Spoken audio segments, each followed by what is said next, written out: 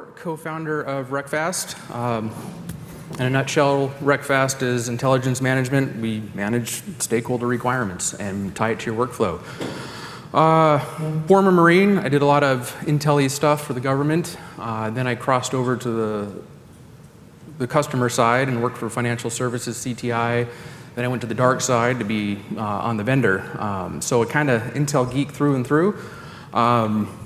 As anybody who knows me, intel requirements is my favorite subject, and I will bore you to death with how important they are and try to get you to come on board and find salvation through doing intel through the intel cycle. But most importantly, husband, father, father of human children and fur babies, but that's enough about me. All right, so we're going to talk about the state of intelligence requirements today. How is the industry looking at them? How are they using at them? Where are we seeing success? Where do we see progress in the industry? And then where are we still failing? And where do we need to improve? Can't have any good conversation about intelligence without talking about the cycle, so we're going to do that. And then I want to touch on the phrase actionable intelligence. That's kind of the key to what we're going to be talking about today. And of course, I'll wrap it up, and then we'll all go eat. So the good news is adoption, acceptance, understanding is growing across the industry. I see a lot of the bigger vendors out there are finally incorporating a way to at least document requirements of some sort and put it in their platforms. It's phenomenal, but there's still a long way to go. There's kind of a misunderstanding of how intelligence requirements actually tie to your day-to-day operations and how you make use of them. So we're all very excited about, okay, we're going to start using intelligence requirements and we're going to run off and start producing brand new and improved intelligence reports with requirements. Maybe we've talked to our stakeholders and got their buy-in, maybe we haven't, and that's a problem.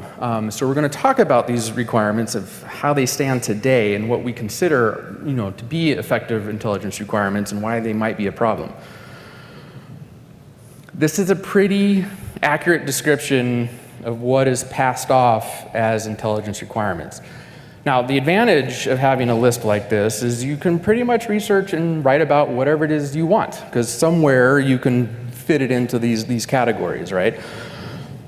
The disadvantage is you're never actually going to show value to anyone.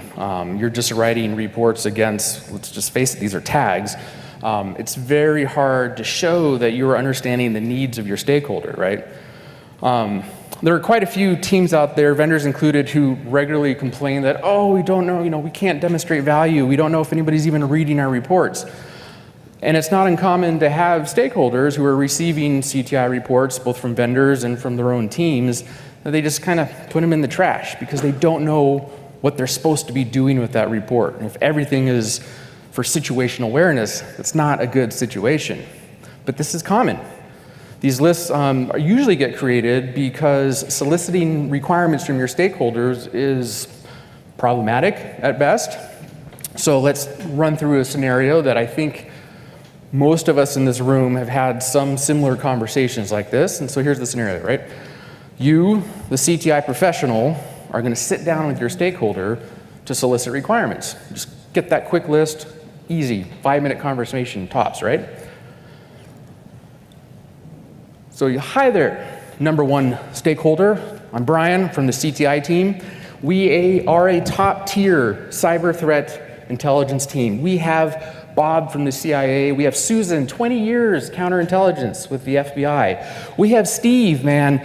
He's done so much spooky stuff for the military. His resume is classified. We don't even know what he's done. We are intelligence professionals.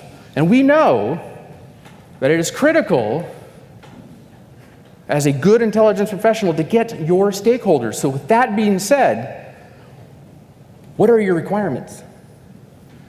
Some of you are smiling because you see where this is going.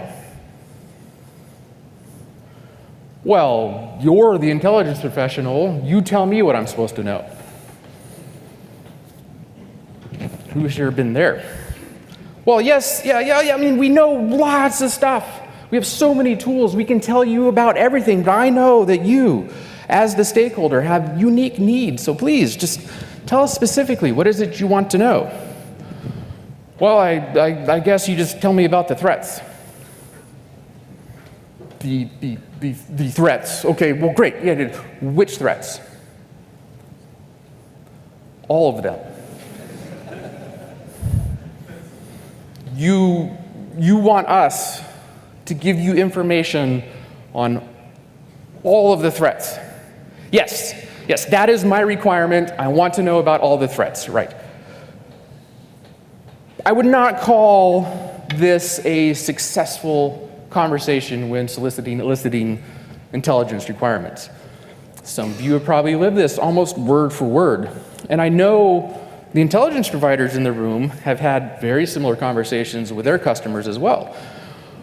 I would also bet money that A, the stakeholder is going to wonder why they pay so much money for this threat intelligence thing, and B, the intelligence team is going to walk away still frustrated that they're struggling to demonstrate value and that they're underutilized. So like I said, we're getting better in the industry, but we're not there yet. So I'm going to give you a wonderful example of progress. My friends at Intel 471, if you missed out on their workshop yesterday morning, I feel very bad for you. The good news is they open source all that material and you can find it. Please reach out. It's a great foundation for any team that just wants to get started with understanding how to actually use intelligence requirements. How do you map that against the stakeholder? How do you prioritize your level of effort? It's an excellent resource. But it has some components that are missing or not fully addressed. That's not their fault, though. That's not any vendor's fault if they fall short. It's because they can't. As a third-party organization, they cannot fully know and understand what your day-to-day workload is like. It is your responsibility to close those gaps. And what are these missing things? Fundamentally, it's your stakeholders' intended actions. What is it they're actually trying to do? And then your measures of success. How do you know you're successful as an Intel team? So Intel 471, and if you go through this guidebook, they have suggested use cases, and they tell you suggested stakeholders, and that's a great start. That's as far as they can go. And yes, as intelligence professionals, they address feedback, and as we all know, feedback is so easy to get from our stakeholders. Okay, maybe it's near impossible, and it's impossible if we're stuck using the requirements as you saw before in this list, how we're using them today. But so let's look at a little bit of why we're still here where we are today. And I warn you, I'm going to hurt some people's feelings in here. You're not special. Contrary to what modern society would have you believe, yes, you're special as a human, we're all unique snowflakes, that's great. But when we're talking about intelligence work, there's no mystical dark art here. There's no high-speed, super fast, awesome stuff that we're doing as CTI professionals that we're not all doing in this room. So it's not a mystical dark art. You do not have a manifest destiny to provide intelligence. It's not something that the three JBs, Jason Bourne, Jack Bauer, and James Bond, are producing. And let's be honest, it's less James Bond and more Jim Beam at the end of the day, right? Now, sure, if I tell my grandmother that I perform cyber intelligence operations targeting bad guys in the dark web, yeah, of course, she's going to be scared and think that's really amazing and that I'm saving the world, but it's not quite the truth, is it? So we're not magicians, we're not special, but we are professionals. We need to recognize, though, that all of us do intel. And that means everybody in your organization does intel too, at all levels, from the CEO down to the SOC operators. Every day to do our job, for the CEO to do their job, for the SOC operator to do their job, they're making decisions. They need information to make those decisions. They go out, they find the intel they need, they look at it, they decide, do I have enough? Do I need more? Do I keep collecting? And then ultimately, they're going to act on those decisions. And then they look at it and say, was that the right decision? How can I improve? Right? That is the intel cycle. So in practice, all of us are doing this every day, and then we have to remember that there's two things when it comes down to intelligence work. Key takeaway. Intelligence is decision support. And then it's a customer service. You cannot provide excellent customer service if you don't understand the decisions that your stakeholders are trying to make. Anyone in the project management business knows that for any project to be successful, you start with clear requirements and the customer's expected end state. Well, intelligence work is no different. So your role as an intelligence professional is not to practice secret squirrel magic in your super secret intel cave and then, repackage information that somebody's already written, put your assessment on it and say, yeah, this is bad. That is not intelligence work. Yes, analysis is important. And my man, Freddie Merstad there in the back, he'll tell you everything you need to know about how to be a true analyst and utilize those critical thinking skills. Amazing stuff. You need to talk to him. And if you look at the Western government, intelligence community as a whole, it's in its entirety, it's an amazing thing. But most of us in this room, we're not working for the government, right? We don't have the infrastructure, we don't have the resources or the luxury to separate our collectors from our analysts, to have a dedicated unit for human intelligence, cyber intelligence, signals intelligence. No, we lucky few, we get to do it all, right? Which of course is not really possible. So we have to tap into our fellow decision makers in our organization, our teammates, our shared resources, to provide that useful information to our stakeholders. I said that previously everybody in our organization is doing intel, but they're not doing it the same way. And that's where we, as the intelligence professionals, can help, right? So your role is to facilitate the gathering and delivery of all the necessary information to support your decision makers. In some cases, it could just be giving them access to a feed. In other cases, it might be an analytical product where you have to make an informed professional judgment and pass that along to your stakeholder. But if you acknowledge that everybody is doing intel already, then your role is to make sure that everybody is doing it in a scalable, repeatable way, and you're building that body of knowledge. You have an ability to now look back and say what worked, what didn't work, and keep record of it so that next time that solar winds flares up, you can say, we didn't do so well here, we can do better next time. You don't demonstrate value by doing something secretive that you're too special to let your stakeholder know exactly what you're doing. Actually, that's the best way to fail. If your customer, your stakeholder, is making decisions with confidence based on the information you provide, either directly through what I provide them or through just facilitation, then that is how you demonstrate value. So how do we do this facilitation? How can we possibly get everyone to do the intel the same way? Well, lucky you, I have the answer, but you already have the answer too. You just need to follow your handy-dandy intelligence cycle. The intel cycle, right? So, beloved by many, understood by few, used by even less. So this one's ours. It's modified. It all kind of comes from the same sources, FBI, CIA. They all have something like it, sometimes a little more involved. But ultimately, it's the same thing. Starts a planning direction. You produce some stuff, get all around to, hey boss, how do we do? You get your feedback, right? You'll notice that there are some other cycles out there. You'll hear about the OODA loop, right? The project management life cycle, agile, feed for my kinetic operators out there, the Kaizen process, continuous improvement, the risk management cycle. They're all very similar for good reason. Yes, they're all circles. I got that. But beyond that, and there's some differences, but really just in jargon, semantics, and use, right?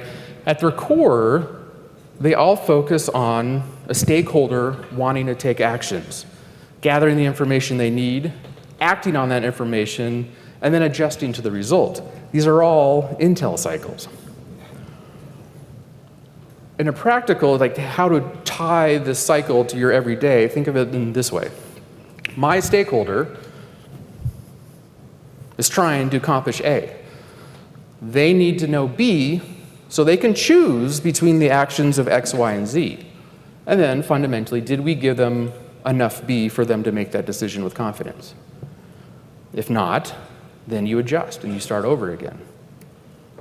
So some of you don't like circles, so let's use a flowchart, right? You understand your stakeholders' actions. What is it they're trying to do? And that's when you start building out your intelligence requirements. Then you go and collect the necessary information, but you're doing it within that frame of reference of, I know what my stakeholder's trying to do. So it begins to color what your collections are. It begins to influence how you're delivering information. You know what is success for them, and you can tie your success to that. Then you incorporate the feedback. Am I on the right track? Do you like me? Yes or no? Check the box, right? So requirements are critical, and you can't do intelligence without them. You can't. But they're not the start of the cycle. The start of the cycle is understanding your stakeholder and understanding their intended actions. So when we're talking about actionable intelligence, you have to focus on the intended actions of your stakeholder. But what are these actions? All right. Well, almost all of you are probably working for some sort of organization that operates within a set budget. If you don't, please let me know, because I'd like to come work with you, right? But let's start at the top, because that's where the money flows from. What are the actions? What are the main priorities that the business is focused on every day? Who we work for, who produce our paychecks at the end of the day. They want to increase productivity. They want to reduce spending, of course, always. And then maximize efficiency, use what you have before you go buy something new. And then ultimately, it's to enhance profitability. You go from stakeholder to shareholders. Now they drive a lot. And yes, as an intel function, even a cyber threat intel function working in a security operations center, you do and can play a role in all of these, whether you know it or not. All right, so the business filters down, and now the CISO has their tasking, right? So what are they tasked with? They have to reduce spending in their organization. They have to maximize efficiency. They have to maintain that level of security of what we have, because we just have no more money, right? And we have to sustain the business operations. We have to keep the lights on. We have to keep the customer data flowing. We have to make sure the payments are getting processed, et cetera. So how does this all play out? Well, of course, it's budget planning, right? The masters of all of our existence. So ultimately, what does the CISO want to know? Do we have what we need today to deal with the threats at our door? Do we have what we need tomorrow to deal with what's coming across the horizon? Can we reduce our overall risk with what we have? Can we maximize our efficiency? And why not? What else do we need? And with our current tools, fundamentally, are we getting what we pay for? And then how can we improve? So we've known in the past that denial of service has been an issue for our organizations, say. It has been a potential problem, but now we have a service in place. Well, do we need to upgrade? Do we need to replace? Just leave it alone? It's doing fine? These are the CISO's possible actions that they can take in terms of just one aspect of the many things that they have to look at. So of course, the driving force of the CISO wants to maintain the budget, but also wants to make sure that we don't have any impact to our day-to-day operations, right? The CISO needs to make this decision, but they can't do it alone. Who are they going to go to? Somebody who can, answer those questions for them. So these are the intended actions and the decisions to be supported. So now what? What do we have to do? How do we help? Aha. Does the service even work? Are we getting what we paid for? Does it have limitations? Do we have too much protection? Do we have a lot of cyber fluff that we can cut? Does our DDoS protection, protect us against the current threats, like rapid reset? And can it? If it doesn't right now, what else do we have that's available that can help mitigate that risk? So what are these? Yes, they're requirements. So if your requirement is just, if you remember that one phrase, DDoS, how do you collect against that and provide information of any value to anyone? So often CTI products, our reports, our summaries, executive summaries, our updates, they get categorized as for situational awareness. What are they supposed to do with that? And what does your stakeholder think, and this goes for vendors too, if you constantly flood them with things that you think they should be aware of, but they're not clearly tied to the day-to-day decisions that they're trying to make? We all know where those reports go, right? So you're not going to show value ever as a CTI team if you just keep producing glorified news reports. But I get it, the news cycle is something that we still have, news desk is a service that we still have to provide. But to get beyond that, you really have to start focusing on what the customer cares about. So one thing to note, can you, as the CTI element, usually the one or two people that are tasked with this job, can you answer all these questions by yourselves in the dark in your secret intel cave? No. You have to cooperate. You have to collaborate with your other teams. Remember, you're a facilitator, right? Your primary objective is to make sure the stakeholders have direct access to the information they need. You don't have to be the one that produces it, but you can help them get there. So let's look back at this conversation with the stakeholder. We have this new information. Now, the stakeholder in this case, is Bob. Hey, how are the kids? See what I did there? You're building rapport. Don't forget to build those relationships, right? It's a people job. Look, I know the CISO wants to know if they need to buy this tool, upgrade, whatever, but with rapid reset, the board's breathing down the CISO's neck. Now I'm sure they're coming to you and bothering you and asking you, what do we have to do? You're the expert here, but I just wanted to let you know, as the CTI team, we have access to the current threats that are happening, all the different campaigns. We can help facilitate conversations to other sharing groups that you might not be aware of. What can we do to make your life easier? How can we help you answer the CISO's questions? So what did you do here? You identified the stakeholders' intended courses of action and the ultimate result. What is the measure of their success, right?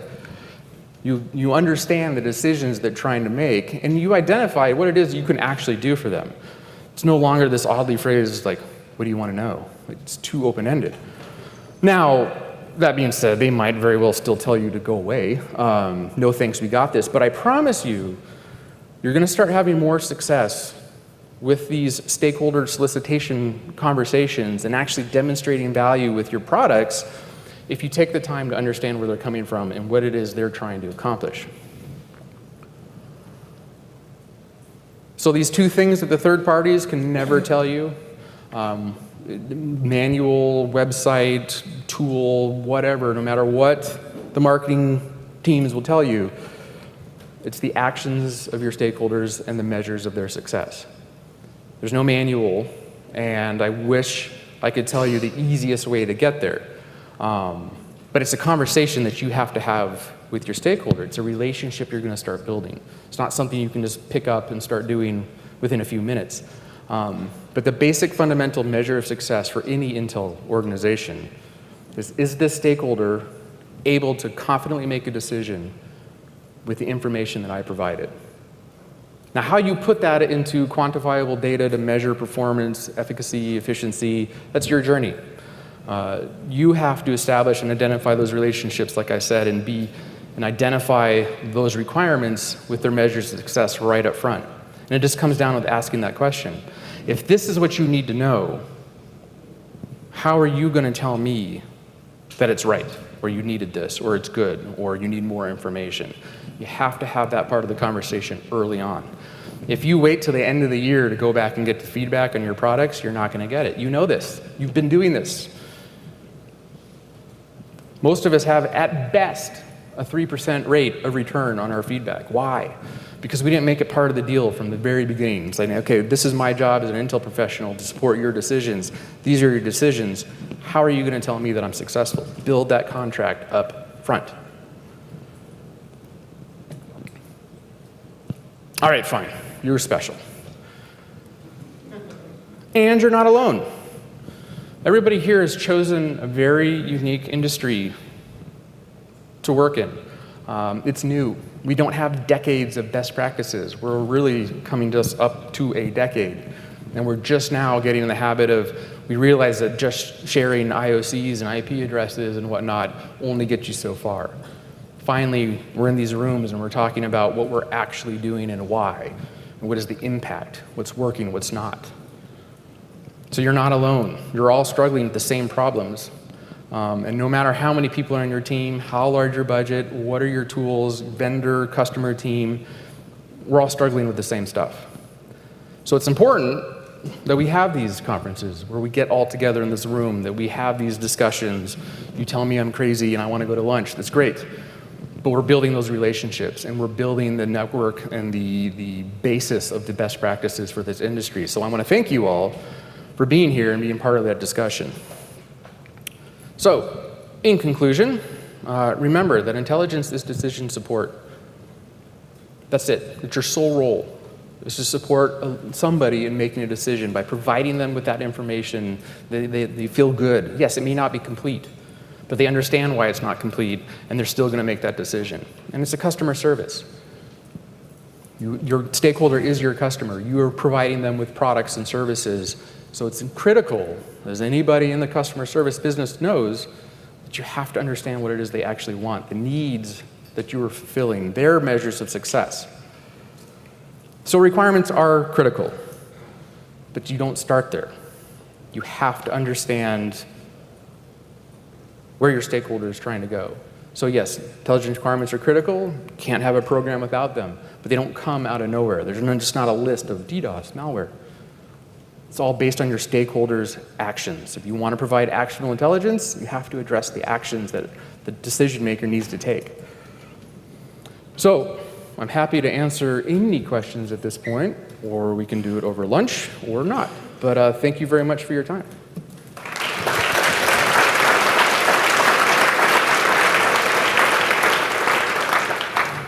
So any questions for Brian?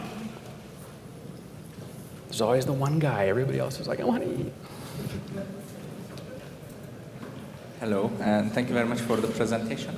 So I would like to ask, like, based on your experiences, how often these requirement misalignment comes from the approach of the analyst versus, how often it is because of the lack of, let's say, preparedness on the side of the customer? Because what I see is often many companies are not ever leveraging from their own internal security analytics as well. So they only have this intuitive understanding of what threats are more relevant to them.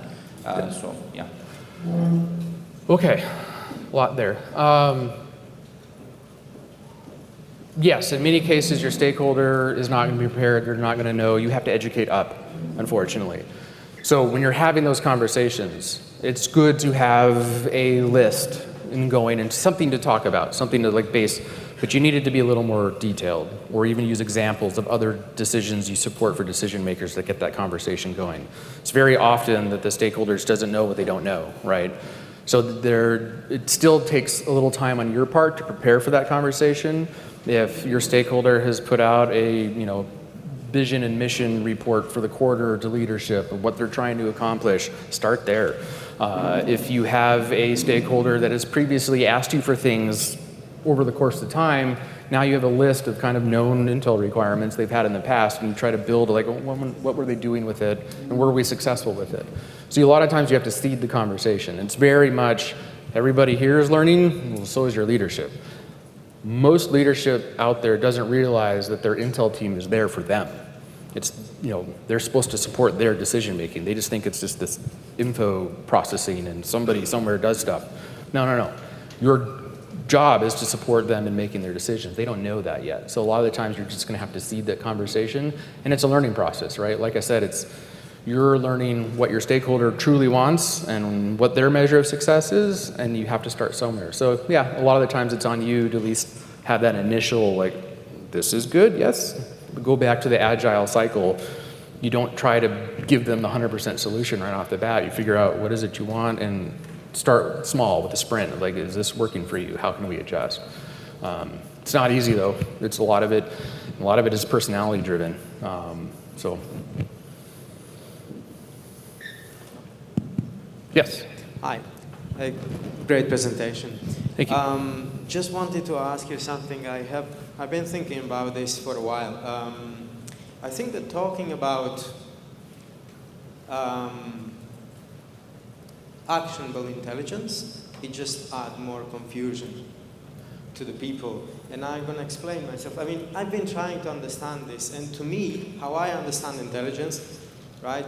You understand your stakeholders, what matters most to them, and you go from there, right?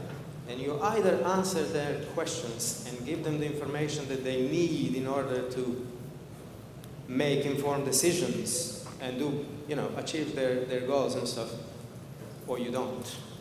So to me, this is like going into a bakery and say, hey, do you have eatable bread? I mean, you either have eatable bread or you're not going to sell it, or you're not. You know what I mean? I'm sorry for patronizing, but this is how I understand it. And whenever people talk about actionable intelligence, to me it's a nonsense. And I really like to comment on this, because kind of feel alone because I hear this actionable all the time, and I just can't make sense in my head. Yeah, so the industry did a really bad thing of taking all the jargon from the military and the government intelligence community with none of the actually meaning behind it.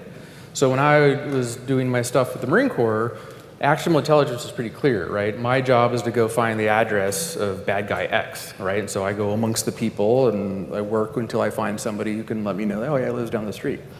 Because I know the action behind that is me and my friends with beards and black helicopters, we're gonna go trick-or-treating at 2 in the morning and knock on a door, right?